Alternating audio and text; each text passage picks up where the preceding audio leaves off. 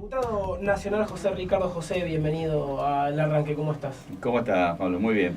Bien, a ver, les comentamos a todos, él es diputado nacional por San Luis de la Unión Cívica Radical y a su vez, como decíamos al principio, es presidente de la Comisión de Educación. En un ratito vamos a estar hablando porque siempre es importante hablar, obviamente, sobre educación, pero primero le quiero preguntar cómo está viendo el país en estos 10 meses que lleva Mauricio Macri de presidente.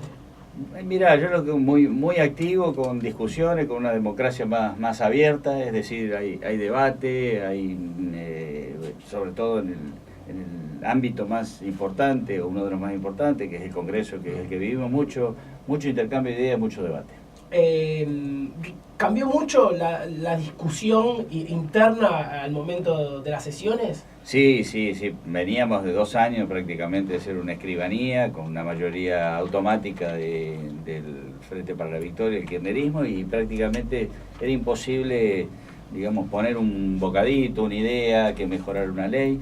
Y además, y eso cambió sustancialmente, y creo que lo están reconociendo todos los bloques políticos, porque las leyes que salen no son las leyes de Macri, no son las leyes de Cambiemos, son las leyes de conjunto. Y se han sancionado leyes muy importantes en estos meses. José, a ver, ya adentrándonos en lo que es la actualidad, ayer Mauricio Macri dio su primer discurso en la ONU y se refirió a varios temas. Uno de los principales quizás fue la soberanía en Malvinas y todo este tema que a veces es bastante urticante tocarlo, y que de un lado salieron a decir que con Theresa May, la primer ministra de Inglaterra, se avanzó en la charla. Malcorra salió a bajar un poco los decibeles. Malcorra también está muy cuestionada por este famoso tratado que se firmó, este comunicado que se firmó. Usted, diputado, va a estar Malcorra en unos días, sí, respondiendo. ¿Cómo tomaron, tanto como la Unión Cívica Radical, como Cambiemos, estas declaraciones de Malcorra? Bueno, fíjate que el primer cambio cualitativo es que Malcorra, a 3 días de hacer una declaración que puede tener distintas interpretaciones, o a 4 días, va a venir al Congreso. Es decir, eso no ocurría, es decir, es muy importante, no vamos a poder sacar las dudas. Creo que el tema de soberanía está fuera de toda duda, es decir, es una causa nacional la soberanía. El presidente ha sido muy claro en eso.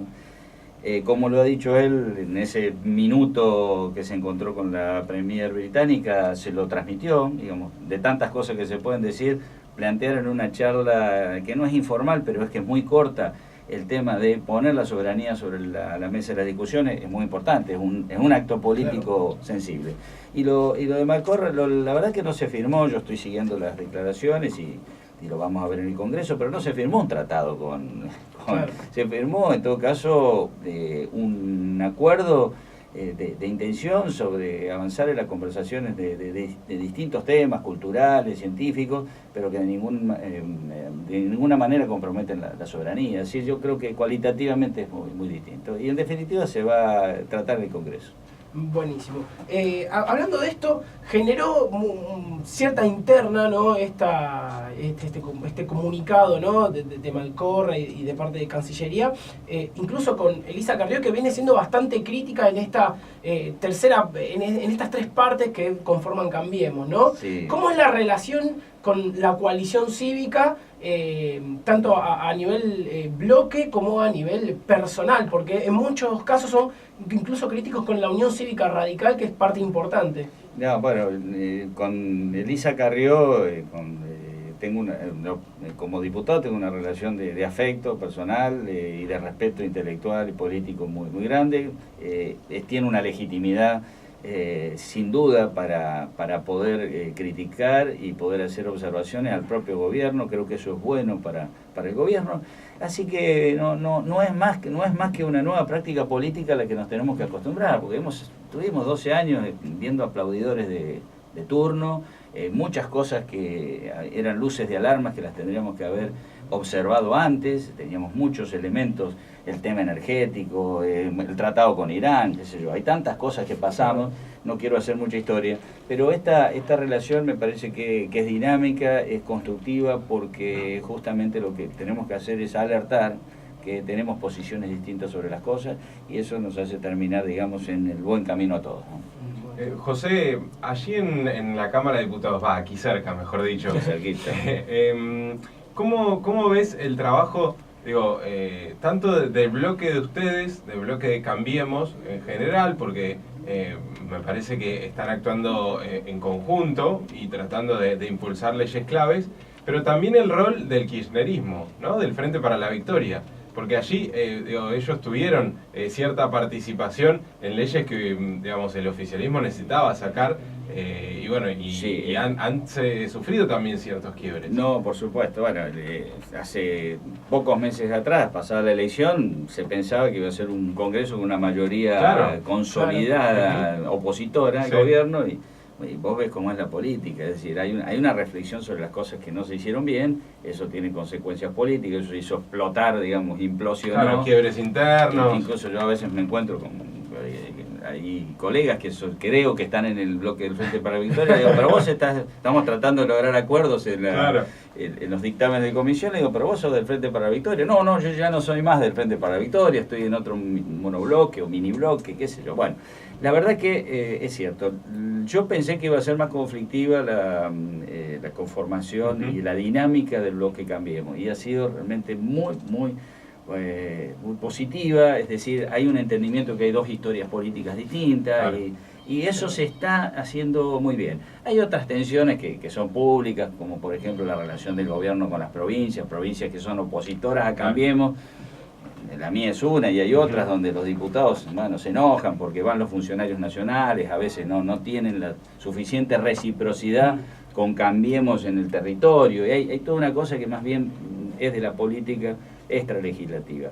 Pero, claro, todos los bloques son claves para la sanción de las leyes. Imagínate los holdouts. Claro. Era una ley clave, una ley que nadie festejaba tener pero era necesaria. Sí. Porque si no, es como que vos en tu casa, en el barrio, nadie te fíe ni un kilo de pan, digamos. No podés ir ni a la panadería, ni a comprar una licuadora, ni a nada, porque no tenés crédito. Estás cerrado al mundo. Imposible que un país moderno salga adelante de esa forma. Entonces, así como esas otras leyes. Así que esa relación se va enriqueciendo.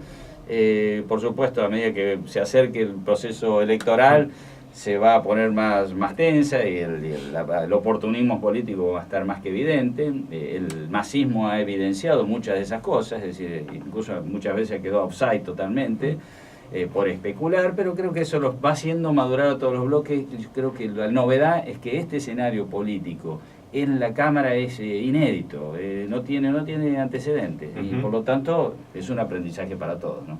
A ver, esa implosión de la que hablábamos hace un ratito, ¿puede, o mejor dicho, afecta al trabajo interno del Congreso? Digo, porque entre ellos se pelean, quizás ustedes los de afuera aprovechan, ¿no? Claro. A lo que voy yo. Te digo que es mucho mejor como gobierno, no tener un bloque de 100 diputados, como aparentemente iba a haber, consolidar una posición monolítica de oposición al gobierno. La otra cara de esta moneda es que ninguno de los bloques tiene por sí una mayoría determinante, y están obligados, y ningún bloque tampoco quiere pasar 2 años sin hacer nada, sin ser protagonista de las leyes que sanciona el país. Entonces, la verdad que sí, nos ha beneficiado que haya más equilibrio. Hubiera sido a lo mejor muy inconveniente tener un bloque muy consolidado y en una actitud muy inflexible, pero el propio Frente para la Victoria está teniendo una actitud, incluso el bloque que ha quedado nombrado como Frente para la Victoria tiene una actitud que es muy madura, ¿no? Sí, de hecho, Héctor Recalde, lo decíamos en las semanas anteriores, manifestó de que la importancia de tener un presupuesto, más allá de que se le puedan objetar algunas cuestiones, él manifestó que de hecho iban a votar el presupuesto. Sí, o por lo menos iban a intentar de que salga y no dejar sin presupuesto al gobierno. Sí, en eso el justicialismo y de sus distintas variantes y versiones. Son como códigos, ¿no? Claro. Es consciente, sí, más que código, yo creo que son conscientes de la necesidad de lo que es tener un presupuesto, que es la mínima previsibilidad que podemos tener como país y para la sociedad, porque imagínate, si no le decís a dónde vamos a estar y cómo se van a usar los dineros públicos, qué dinero de la gente, qué previsibilidad puede tener la economía, ninguna. Ya la inflación y ya las variables que no se pueden a veces controlar completamente, que son algunas externas y otras endémicas nuestras, ya te introducen cierta duda sobre el devenir del año que viene. Y si encima le pones que no vas a tener presupuesto, como nos pasó un año, donde Cristina recondujo el presupuesto, claro. La verdad que es una situación que no es buena para la economía, para la sociedad, para nadie, ¿no? José, te llevo un cachito del tema educativo. Hoy nos desayunamos a la mañana con un chico de 20 años muerto, se habla de 3 o 4 en una fiesta del Día de la Primavera a balazos, donde el requisito era llevar armas, ¿no? Llevar drogas. Claro, es imposible no relacionarlo con cómo se fueron educando estos chicos durante los últimos 12 años del gobierno anterior. Nenes que tenían 8, Claro. que tuvieron 12, que crecieron. Sí, que crecieron en la década. En un gobierno, por ejemplo, donde no se podía importar libros o cosas por el estilo, ¿no? Donde los maestros estaban mal pagos y seguimos las discusiones. ¿Cómo se revierte esto? Bueno, hay como un diagnóstico social de que la educación está muy mal. O sea, que aquella joya... Las pruebas PISA. Claro, hay distintos indicadores, ¿no? A veces uno lo reduce a la prueba PISA, pero es un indicador. Muchos chicos, eso, 1 de cada 3 por lo menos, o 2 de cada 4. Perdón, estaba pensando en los chicos que cuchillan a los maestros y los padres que cuchillan a los maestros. Bueno, ¿no? sí, en eso lo vamos a tocar también el tema. 1 de cada 3 o 2 de cada 4 jóvenes que están en la escuela no comprenden bien lo que leen, no leen bien y no comprenden las consignas. Eso es grave. No puede haber ningún futuro bueno en la educación si no aprendiste a leer y a comprender consignas. La deserción es un tema brutal en la Argentina. Casi la mitad de los alumnos de la escuela secundaria terminan desertando. Es decir, hay un estado ausente en la responsabilidad de detectar tempranamente la deserción en la escuela y corregirla inmediatamente. Entonces, ¿cómo se refleja? Después ese chico se fue, estuvo 10, 15 años afuera de la escuela, no se pudo insertar al trabajo y termina necesariamente siendo preso de muchos es como una línea, claro, ¿no? sociales, o termina en un plan social porque no tiene la posibilidad de insertarse en el trabajo. Es toda una cadena que hay que romper. Ese es el diagnóstico, sí, estamos en un momento que hay que tomar acciones. La primera, el Estado volver a refrendar su convicción en la educación pública, en ampliar las posibilidades educativas. Y en eso hay distintas acciones. Bueno, una de las cuales se ha debatido estos días es ampliar la educación pública a la inicial, es decir, escolarizar y complementar el trabajo familiar cuanto antes, sobre todo en los sectores más vulnerables, lo que decimos la sala de 3, la obligatoriedad de la sala de 3. La obligatoriedad se está discutiendo. La obligatoriedad del Estado de poner jardines infantes en todos, empezando por los barrios vulnerables, por los lugares del territorio en el interior más vulnerables, para poder igualar esas posibilidades. Eso tiene un efecto en 5, 10, 15 años muy importante. Luego, el aula, ha cambiado las condiciones del aula brutalmente, la relación docente-alumno, el docente era depositario del saber hace 40 años, hoy se informa más tarde que el alumno. Eso implica toda una discusión nueva pedagógica para poder asimilar en la educación moderna eso. Ahora, el rol del Estado y buenos maestros, no hay ningún ejemplo de buena educación en el mundo, es decir, sistemas que en contextos distintos, pero que los vemos de afuera, han tenido éxito en la educación, si no hay buenos maestros. Es decir, hay un factor común en todos los sistemas educativos buenos, que es buenos docentes. Es decir, condiciones de lo más exigentes en términos pedagógicos, en términos educativos en las aulas, autoexigentes para el sistema. Entonces me parece que eso es clave. ¿Se puede pensar, José, en este aspecto, en políticas más de Estado que de gobierno? Digo, tu experiencia como rector por ahí, tenés una experiencia en planificar, ¿no? Una etapa. ¿Se puede pensar en una educación de acá a 20 años con objetivos, con plazos más amplios para poder, ver resultados de acá? Claro, para la próxima generación. Claro. Yo creo que si nos animamos, sí, definitivamente. Si nos animamos a establecer políticas de Estado, a lo mejor esos plazos más amplios se hacen más cortos. Claro. la coyuntura, la desesperación a veces de la encontrar una inmediatez, ley ¿no? milagrosa, una medida milagrosa para resolver un presupuesto problema, milagroso. para un problema complejo, como decía, el tema de las armas. Bueno, lo vamos a solucionar Claro. que todos los chicos del Día del Estudiante lleven las armas y las entregan. Es una buena idea, pero el problema de la seguridad es más de fondo, Claro. no se resuelve con eso. Desde el Congreso Pedagógico que se viene discutiendo, Claro. digo, la ley nacional, la ley federal, ¿no? Las No, distintas pero hay iniciativas. ideas de avanzar.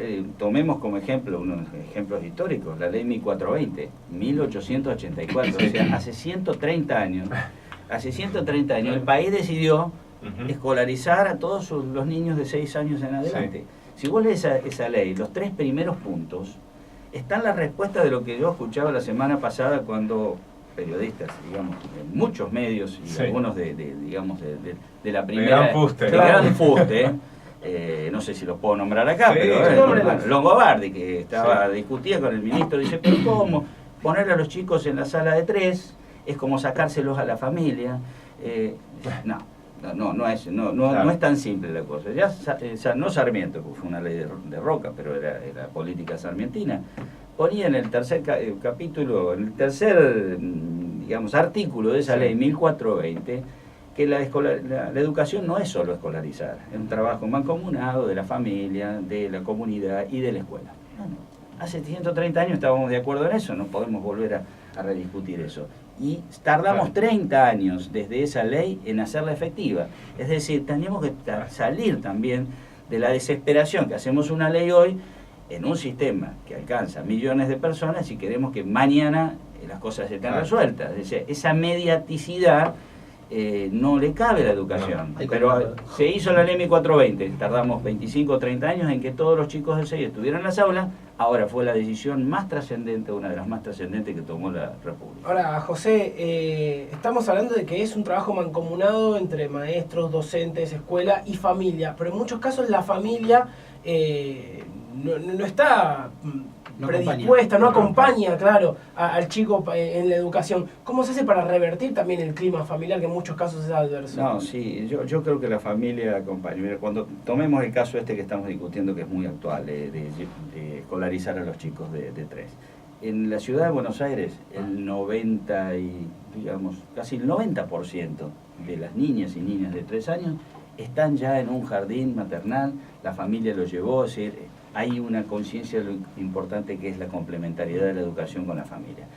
Ahora, hay lugares en el interior y familias vulnerables socioeconómicamente, donde la madre a lo mejor tiene asignación universal por hijo, no pudo terminar ella la escuela. ¿Cómo una madre va a poder escolarizar en su casa a un niño si ella no pudo terminar la escuela? Es decir, es muy difícil. Pero yo creo que si están las condiciones, que es hacia dónde va el Estado, a construir más lugares para la inclusión a la educación temprana, articularlo con las políticas sociales de mujer, niñez y familia, porque esas dos políticas, la social, la de salud y la educativa, son políticas que se tienen que articular en el territorio. En ese sentido estamos poniendo en discusión. Y después hay que evaluar, porque no se pueden corregir políticas públicas. Cuando decimos que hay que evaluar la educación, no es evaluar al docente o evaluar al alumno, tomarle una pruebita a ver si suma nada más complejo, es evaluar sistémicamente qué nos está pasando, porque si no, y no nos tiene que asustar la palabra evaluación. Nosotros vamos a poner en discusión la creación del Instituto Nacional de la Evaluación de la Educación. ¿Para qué? Para que el Estado tenga herramientas objetivas, sensibles, consensuadas, para corregir las políticas públicas. Si no, ¿qué vamos a cambiar si no tenemos ni siquiera un buen diagnóstico de lo que nos pasa? José, durante estos 12 años de gobierno anterior, de kirchnerismo, se crearon muchas universidades, ¿sí? Bueno, vos como rector, como decíamos, con tu experiencia como rector de la Universidad Nacional de San Luis, ¿qué opinión te merece? Porque fue muy criticado algunas universidades, particularmente que se crearon en provincia de Buenos Aires y en partidos. No sé qué opinión te merece, porque por un lado se da la posibilidad de achicar distancias, ¿sí? de que el estudiante de provincia por ahí tenga la universidad cerca y pueda estudiar, pero también se criticaron un poco la formación, los planes de estudio. Me gustaría saber tu opinión. Como política de Estado, las posibilidades de acceso a la educación superior de todo nuestro pueblo es una cosa que la tenemos que tener bien clara. Sí. Hay que multiplicarlo, ampliarlo, para competir en la era del conocimiento con los mejores países del mundo. Tenemos que incluir a nuestra sociedad, a nuestros jóvenes, a nuestros adultos, no solo a los jóvenes, no solo a la universidad, sino a la enseñanza al nivel superior, superior, de distintas modalidades. O sea que demás. eso es claro. Pero no hay una sola herramienta para hacer eso. Y cuando vos, por coyunturas políticas, construís una herramienta que es traer leyes a veces de creación de universidades no suficientemente consensuadas, claro, o con proyectos ejecutivos, sin poca discusión, ¿no? Sin proyectos ejecutivos no suficientemente elaborados, entonces corres el riesgo de meter la pata. Eso es lo que estaba en discusión. Claro. Y además no hay una sola modalidad para dar educación superior. Hay lugares donde es más pertinente,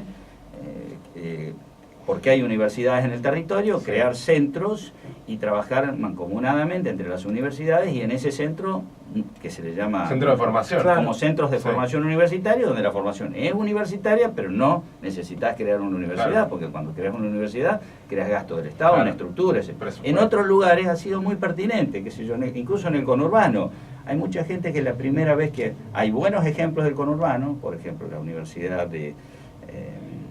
yo creo que Avellaneda, sí, que ha tenido una gran inserción, todos hijos de familias donde sus padres no habían ido a la universidad. El caso mío también, mis padres no fueron a la universidad, y eso es muy valioso y hay que reconocerlo, y ha sido un paso en adelante. En otros ha sido malo el modelo, por ejemplo en Merlo, aquí sí, la Universidad de Otacé y su familia. Ahora está en proceso de normalización, pero se convirtió casi en una caja una política, sí, de una familia. Entonces, ahí está la discusión de fondo. Y vamos a discutir, por supuesto, y el país necesita seguir creando universidades, seguro, y centros universitarios, pero hagamos una cosa más diversa, más inteligente. Es decir, no caigamos en usar algo que es una política de Estado, que es la creación de un nuevo ámbito para educarse, cuyos resultados se van a ver dentro de 20, 30 años, para resolver una coyuntura electoral. Y ahí está. Vos sabés que incluso durante el kirchnerismo, hicimos un seminario en la Biblioteca Nacional muy importante. Vinieron de distintos países de Latinoamérica para discutir otros modelos. En el medio de esa sonada kirchnerista de crear universidades, la mitad de las que se crearon todavía no se habían creado, discutimos el modelo de otros modelos de centros universitarios. Lo hicimos en la Biblioteca Nacional, como tienen otros países del mundo, Brasil, muy interesantes, pero sin embargo a la hora de los hechos, digamos, esa prepotencia legislativa llevó a que vamos a crear muchas muy buenas, muy pertinentes, otras no tanto. Pero como siempre digo, cuando una universidad se crea, no se cierra nunca, es decir, yo nunca he visto que se cierre una universidad, y lo bueno de esto es que aún arrancando mal, si tenemos conciencia, y cuando el sistema empieza a interactuar unas con otras, se puede reencauzar y claro, y termina siendo una buena posibilidad para el barrio, para el pueblo. Ahora, Argentina, sabemos todos, se hizo grande con la gente yendo a estudiar a Córdoba o Tucumán, claro, ¿no? Tampoco que la tenían en la esquina de la casa, claro, ¿no? Merla, Lanús, esto, lo otro. Sí, sí. Pero se generó como también la sensación de que todo el mundo tiene que ser universitario, desde hace bastante tiempo, como de todo el mundo, y de repente apareció el negocio de los posgrados, entonces todos hacemos posgrados, sí, y reemplazó una especie de título secundario, la licenciatura esta, ¿no? Sí, que es toda una discusión, digamos, epistemológica. Primero, sí, sería muy bueno para la Argentina que la gran mayoría de nuestros ciudadanos pase por una institución de educación superior, por una universidad, por un instituto superior, una escuela técnica especializada. Eso sí lo tenemos que buscar, el horizonte es ese. Ahora, es cierto que también cambiaron las condiciones, es más difícil. Nuestra universidad era una universidad donde el 70%, en San Luis venían el 70% de los alumnos de La Pampa, del oeste de la provincia de Buenos Aires, de Mendoza, y en 30 años cambió esa composición, se volvió más local la composición, por problemas de las crisis económicas, etcétera. Por eso se está poniendo en debate el boleto estudiantil. El boleto estudiantil no es una medida pedagógica, con las distintas modalidades, no es una medida demagógica, como a veces se la plantea, sino que es una gran inversión, la posibilidad de que lleguen urbana e interurbanamente, se puedan mover los alumnos y acrecentar las posibilidades de llegar a la universidad. Vos tocaste otro tema, ¿no es cierto? Las universidades tradicionales que nos dan el enorme prestigio. Perdón, que gradúan las tradicionales, la UBA por ejemplo gradúa el 50% de los inscritos, Claro. mientras que las del interior muchas veces hasta el 10%. Sí, eso creo que la UBA también tiene sus problemas, ¿no es cierto? Sí. No lo voy a por decir, eso pero digo. sí. Claro. De quisiera, cada 100, grandes, ¿no? quisiera ver Perdón, yo soy de la UBA igual, claro, pero... quisiera ver si gradúan el 50% de todas Que las es menos carreras. del No 50. sé, yo Ah, me ok, parece bueno. que, pero vos sabés que la UBA no necesitamos discutir acerca de la relevancia y el orgullo Sí, lo que nacional, implica, ¿no? lo que implica la UBA. Estoy hablando más en términos, digamos, técnicos, Estadísticos. Claro. que tenemos un problema en la graduación, es cierto, vamos a ponerlo en estos números. De cada 100 alumnos que arrancan la carrera, solo 18, 20, en algunas 15, en algunas 22, terminan en los años que se prevé que puede Claro. terminar la carrera, y algunas carreras se extienden, que tienen 5 años o 6 años, se extienden a 10, a 12 y más. Entonces, ese es un problema que no lo hemos discutido suficientemente. Nos quedamos a veces tranquilos diciendo, bueno, pero si pasó por la universidad, aunque haya estado Claro, mucho tiempo, 4 o 5 es años. bueno, claro. Me busca el hígado en la No hay, cabeza. no hay ninguna duda que es bueno pasar por la universidad algún año o dos que no haber estado. Eso tiene un efecto, pero también tenemos una responsabilidad de graduar. Y eso hace mucho a la gestión de la institución, de crear condiciones para que el alumnado, que no hay un alumnado, hay muchos alumnados, Claro. digamos, para que tenga condiciones de desarrollar esa carrera, que a veces es exigente. A veces los alumnos tienen más materias en las carreras que turnos de examen en el año. Es imposible que alguien se gradúe en 5 años si no tiene tantas mesas de exámenes. O con relatividades. Claro, Con muchas relatividades. cosas. Hay mucho de la gestión que que lo por tenemos. perder una materia vos ya sabés que te perdés Que un te perdés año. un año. Ahora se va a poner en discusión todo el tema del sistema de créditos, lo Claro. ha puesto Claro. en discusión el nuevo rector, pero que fue 2 veces rector de Córdoba, Hugo Yuri, Sí. ex ministro de Educación de la Exacto. Nación, una persona, digamos, claramente con una vocación reformista, Ujú. pero además decidió a veces a discutir los temas que no hace mucho que no discutimos. Y una es el sistema de créditos, es decir, una forma de administrar la apropiación del conocimiento y el uso con los créditos es más flexible, el alumno puede aprovechar, cambiar de carreras, es decir, si le fue mal en una carrera, poder aprovechar eso en otra y terminar titulándose. A lo mejor vino a hacer ingeniería, pero por circunstancia de trabajo no pudo, pero terminó haciendo una muy buena tecnicatura universitaria, graduado e insertado en el mercado laboral. Ahora, José, la pregunta es cómo se revierte esta situación, ¿no? De parte de tanto desde adentro de la UBA como o cualquier universidad, ¿no? Como ejemplificamos con la UBA quizás porque La tenemos más cercana. Claro. ¿Cómo se revierte tanto desde adentro como desde su posición en el Congreso, en diputados y en este caso como presidente de la comisión? Bueno, hay como 3 grandes capítulos en el tema educativo en general, más allá del universitario, incluido también el universitario, que se van a abordar. Uno es la evaluación del sistema, la formación docente, la ampliación de las posibilidades de educación en estas leyes que les estoy marcando, que les estoy mencionando, y además hay una agenda prevista que va a terminar se va a desarrollar durante todo el año 2017, de todo el sistema de educación superior, no solo el universitario, para ir hacia una ley de educación superior, no una ley universitaria, una nueva ley. Nosotros todavía arrastramos una ley del Menemato. Sí, sí. La famosa ley federal, claro. ¿no? La ley federal era para Claro. la educación primaria, secundaria, y la ley de educación superior, que Claro, se llama la ley, una sí. ley de Menemato, Sí. en definitiva, apenas modificada sobre los últimos días del mandato de Cristina por Puigros, con una modificación muy controvertida que dio lugar a amparos y cuestiones, pero era la ley del Menemato.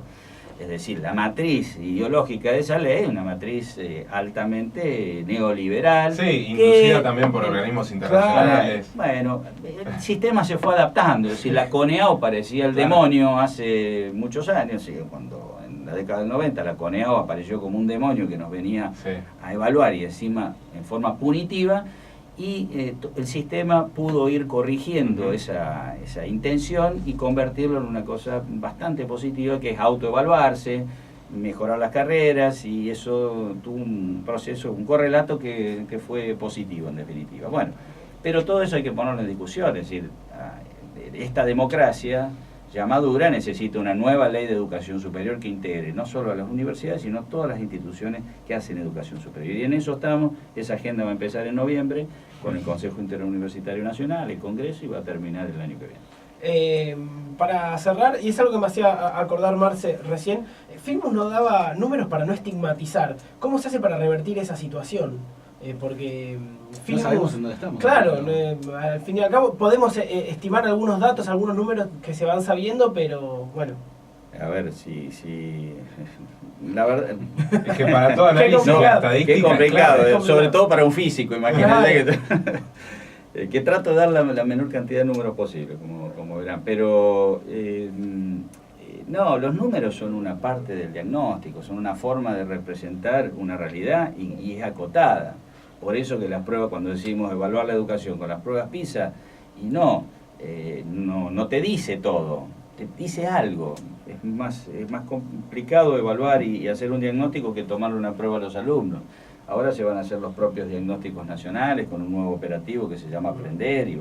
Pero también hay que decirlo, es decir, si no sabemos que el 50% de nuestros niños que están en el colegio secundario terminan desertando, y si no decimos que en realidad la franja social de los que están desertando es la de menores ingresos, o sea, más vulnerables socioeconómicamente, es decir, el precio de todo esto lo está pagando siempre el que está en peores condiciones.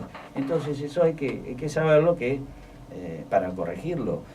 Fíjate que en el tema de la deserción el Estado es un Estado que tiene, hablo de los estados provinciales, son fundamentales porque vos sabés que la educación se hace en las provincias, en la Ciudad Autónoma de Buenos Aires, las provincias, bajo el amparo de las leyes nacionales, pero el que gestiona la educación, el que hace el plan de estudio es cada provincia, con acuerdos del Consejo Federal. Bueno, ahora, no tenemos un Estado ágil para ir a buscar a ese niño a los 5 o 6 días y hablar con la familia, ¿qué le pasa? ¿Por qué no está yendo a la escuela? Porque no tiene zapatillas, porque no puede comer, porque es víctima de violencia, porque no puede tomar el ómnibus. Yo hago campaña, ustedes saben que además de legislador he sido candidato a gobernador más de una vez, y recorro los barrios, y te encontrás con familias, con 6, 7 hijos, viviendo en condiciones, a lo mejor todos durmiendo en una habitación, con la madre, con el padre, y te dice no lo mando a la escuela porque la escuela está lejos y no tengo para pagarle el colectivo. Claro. Sí, eso no es un caso aislado. Y así muchos. ¿Qué quiere decir esto? Necesitamos un Estado mucho más comprometido. No puede ser que vos le tires a la directora de la escuela y le digas, mire, ocúpese de que el colegio funcione bien, de que los alumnos aprendan, y además asistente social. Claro, la directora y la maestra puede detectar, que la primero detecta el problema en el aula, pero lo que no puede reemplazar el Estado en sus otras responsabilidades. Y ahí está un gran capítulo, un déficit que tenemos que corregir. Una pequeña anécdota a propósito de esto: una señora que trabaja en casa hace 20 años, su nieta abandonó la escuela, una nena que tiene 10 años. Entonces me dice, estoy muy preocupada porque mi nieta dejó la escuela, la mamá la sacó. Y digo, pero ¿cómo? ¿Por qué la sacó? Digo, la mamá tiene trabajo, vive en la ciudad, dentro de la ciudad de Buenos Aires. Me dice, no, la sacó porque la cuchillaban en los recreos. Otros nenes con cuchillitos. Digo, ¿pero no habló con la escuela? Sí, habló con la escuela, pero dijeron que era todo muy difícil. Sí, y la sacó de la escuela. Sí, claro. Sí, la violencia es un tema que hay que trabajarlo. Hay muchas aristas de la formación, que ya no es el aprendizaje, la apropiación de la formación en valores de la escuela, que hay que trabajarlo. Pero bueno, hay que empoderar al maestro, hay que volver a cuidarlo. El maestro va a haber una ley. Van a acusar de ser de derecha. No, empoderarlo al maestro en el sentido de que si está en el aula es un referente social. Yo creo como te dije, si vos revisás todos los sistemas educativos del mundo, buenos, tienen de derecha, de centro, de izquierda, vas a encontrar un factor común.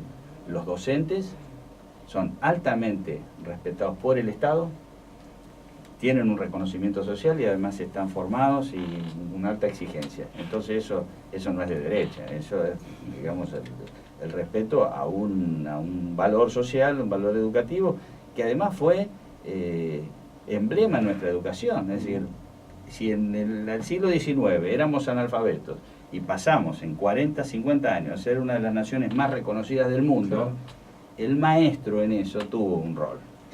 No me pongo en el debate si más argentino o menos argentino. Pero el maestro tuvo un rol importante. Antes Que cambió la del siglo, educación, no claro. soy nostálgico de querer volver al siglo Pero aparte, XIX. antes del cambio del siglo había más de un 80%, el famoso censo, había casi un 80%. Bueno, por eso estamos hablando. Ujú. Entonces, ese referente social es importante porque son modelos para los niños en la escuela.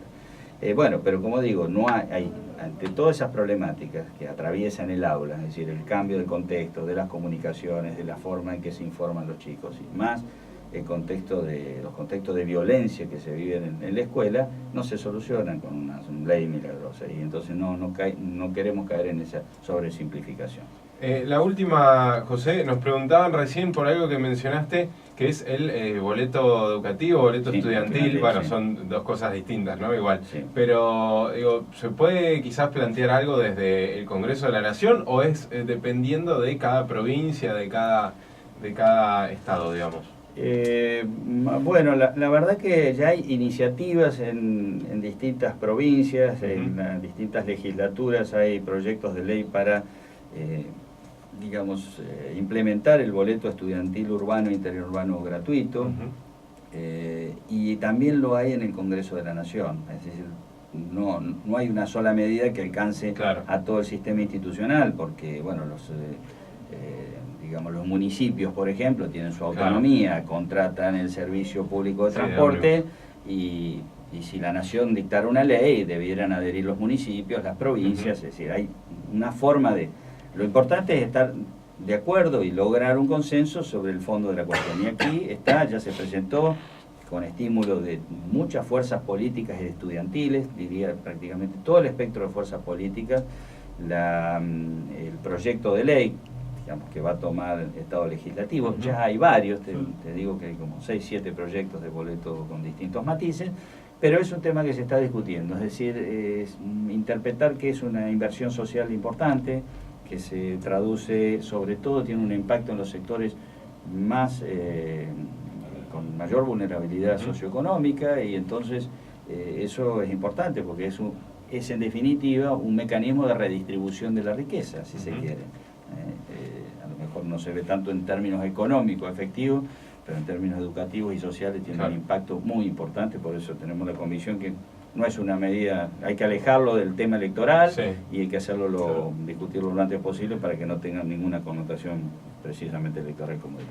José, le agradecemos que hayas pasado este largo rato charlando con nosotros aquí en Radio Sónica. Muchas gracias, chicos. Pasó por el arranque el diputado nacional José Ricardo de la Unión Cívica Radical por la provincia de San Luis.